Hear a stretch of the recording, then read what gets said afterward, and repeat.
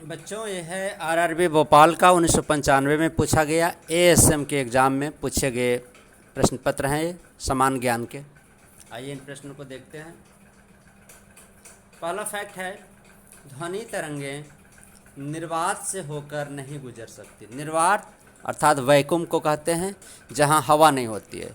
तो हम लोग जानते हैं कि ध्वनि तरंगों को गुजरने के लिए हवा की ज़रूरत होती है या किसी माध्यम की ज़रूरत होती है।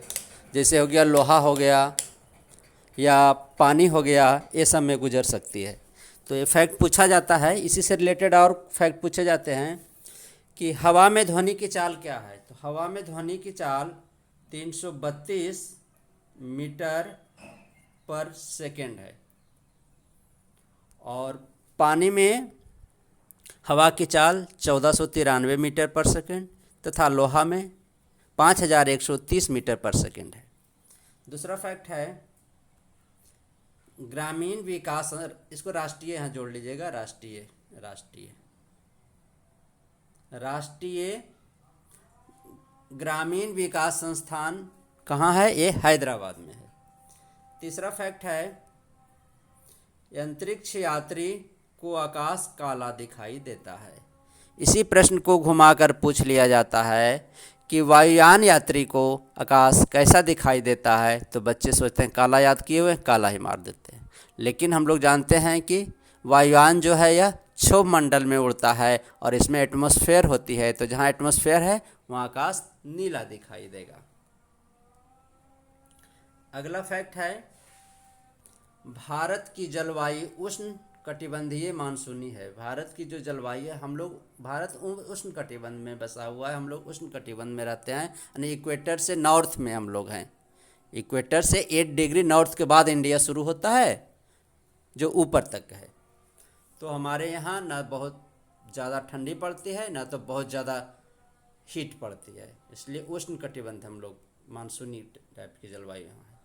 अगला है, बिजली के बल्ब का तंतु अर्थात फिलामेंट ये टंगस्टन का बना होता है। रिपीटेड क्वेश्चन है, कई बार पूछे गए क्वेश्चन है, अक्सर एग्जाम में आते हैं। देखते हैं लाल वाला जो बिजली का बल्ब होता है तो उसके बीच में एक तार होती है जो हिलाने से हिलता है। अगर ये टूट जाता है तो फिर बोलते हैं कि बल्ब फ्यूज हो गया। इसे टंगस्टन बोला जाता है, टंगस्टन धातु की होती है। अगला है, खून की कमी को एनीमिया कहते हैं। किसी भी व्यक्ति में जब खून की कमी हो जाती है तो उसका चेहरा देखने में पीला लगता है, बोलता है तू एनीमिक जैसा हो गया है। अर्थात उसके ब्लड में हीमोग्लोबिन और आयरन की मात्रा कम हो गई है, तभी तो कहते हैं पालक खाओ, उसमें आयरन ज़्यादा पाया जाता है। अगला फैक्ट है,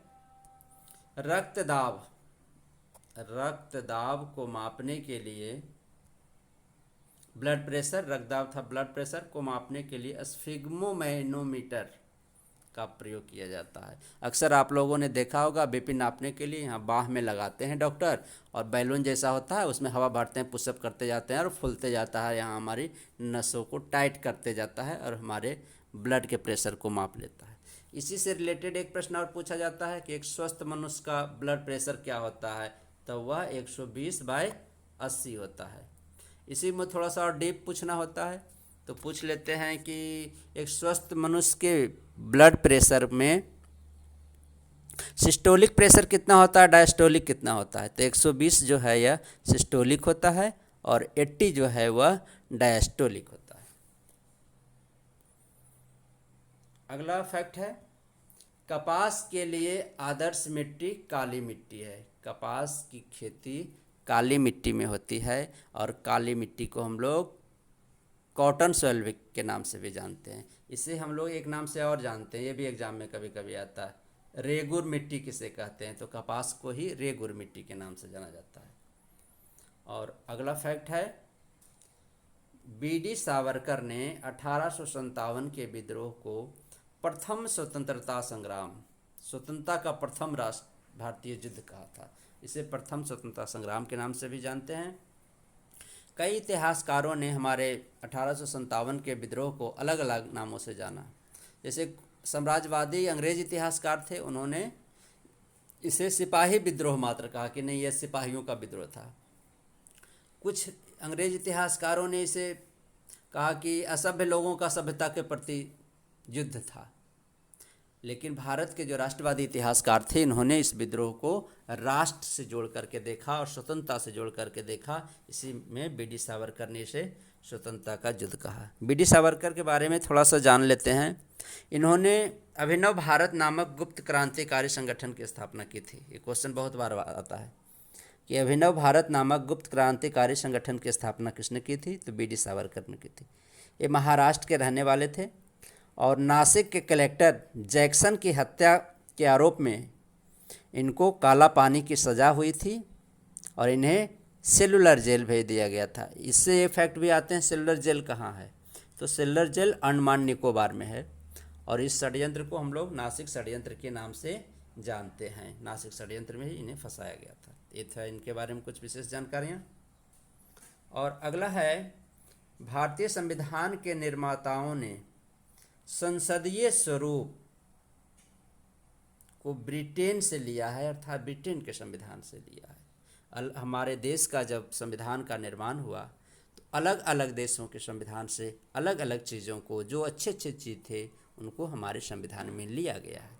जैसे मौलिक अधिकार है, अमेरिका के संविधान से लिया गया है, यूएसए के संविधान से। मौलिक कर्तव्य जो हमारे संविधान में है, यह रसिया के संविधान से लिया गया है। इसी तरह से संसदीय स्वरूप जो है, यह ब्रिटेन के संविधान से लिया गया। अगला फैक्ट है, पूना समझौता का लक्ष्य निचली जातियों का प्रतिनिधित्व था। इसी क्वेश्चन को घुमाकर पूछ देता है, पूना समझौता कब हुआ था, तो पूना समझौता 1932 में हुआ था। इसी में और पूछता है, पूना समझौता किसके किसके बीच हुआ, तो पूना समझौता महात्मा गांधी और भीमराव अम्बेडकर के बीच में हुआ था। इसमें हुआ यह था कि अंग्रेज़ों ने निचली जातियों के लिए अलग निर्वाचन की व्यवस्था कर दी थी, जिसे कॉमनल अवार्ड के नाम से भी जानते हैं, सांप्रदायिक निर्वाचन। लेकिन महात्मा गांधी ने इसके विरुद्ध में भूख हड़ताल की, कहा कि ये तो हमारे लोगों को बांटने की चाल है अंग्रेज़ों को। और अंततः भीमराव अम्बेडकर को झुकना पड़ा और महात्मा गांधी के साथ समझौता हो गया कि नहीं, हम देश के साथ इसी निर्वाचन पद्धति में रहेंगे, और इसे ही पूना समझौता के नाम से जाना जाता है। अगला फैक्ट है, केंद्रीय मंत्रिमंडल के आकार और सदस्यता का निर्णय प्रधानमंत्री करता है। और जो सरकार बनेगी तो केंद्र में कितने मंत्री होंगे, इसका डिसीजन तो प्रधानमंत्री ही करेगा, और वह एक लिस्ट बना करके राष्ट्रपति को दे देता है कि इतने मंत्री रहेंगे, और राष्ट्रपति उसी लिस्ट के अनुसार उन मंत्रियों को पद एवं गोपनीयता की शपथ दिलाते हैं। नेक्स्ट फैक्ट है, टेस्ट क्रिकेट में प्रयोग होने वाली गेंद का वजन 5.50 औंस होता है। ये तो बहुत इंपॉर्टेंट प्रश्न है, लेकिन कभी कभी ऐसे प्रश्न पूछ दिए जाते हैं। और अगला है, भारत में दिल्ली शहर 7 बार बना, अर्थात 7 बार बना और 6 बार उजड़ा। क्योंकि ज़्यादातर हमारे देश की सल्तनत काल से के पहले से ही राजधानी दिल्ली रही है, तो दिल्ली जितने भी आक्रमणकारी आते थे वो दिल्ली पर पहले कब्जा करना चाहते थे, दिल्ली पे अटैक करते थे। और जब दिल्ली पर अटैक करते थे तो शहर तो उजड़ना वाजिब है, जो अटैक होगा, युद्ध होगा। तो जैसे कि एक उदाहरण है कि मोहम्मद बिन तुगलक ने अपने राजधानी को दिल्ली से हटा करके देवगिरी ले चल गया था, देवगिरी। ये भी क्वेश्चन आता है कि मोहम्मद बिन तुगलक अपनी राजधानी कहाँ ले गया था, तो देवगिरी। देवगिरी को एक नाम से और जानते हैं, जिसे कि दौलताबाद के नाम से जानते हैं। और अगला फैक्ट है, संसार में सबसे कम वर्षा वाला जगह अफ्रीका का सहारा है। सहारा एक मरुस्थल है, यह अफ्रीका के उत्तरी पार्ट में है, अफ्रीका महादेश में। यहाँ बहुत कम वर्षा होती है। नेक्स्ट है, संसार के मीठे पानी की सबसे बड़ी झील। इस बात पर आप ध्यान दिएगा, यह मीठे वर्ड आया है, ये लेक सुपेरियर है, जो कि यूएसए में है, अमेरिका में है, यूएसए। और अगर मीठे वर्ड नहीं रहेगा तो सबसे बड़ी झील हो जाएगी कैस्पियन सागर हो जाएगी, जो कि रसिया में है, रूस में है। नेक्स्ट है, सिकंदर की मृत्यु बेबीलोन में हुई थी, मेसोपोटामिया में, जो कि आधुनिक इराक के नाम से जाना जाता है। प्राचीन नाम इसका मेसोपोटामिया था, और यहीं एक शहर था जिसे कि हम लोग बेबीलोन के नाम से जानते हैं। ओके बच्चों, आज के लिए बस इतना ही।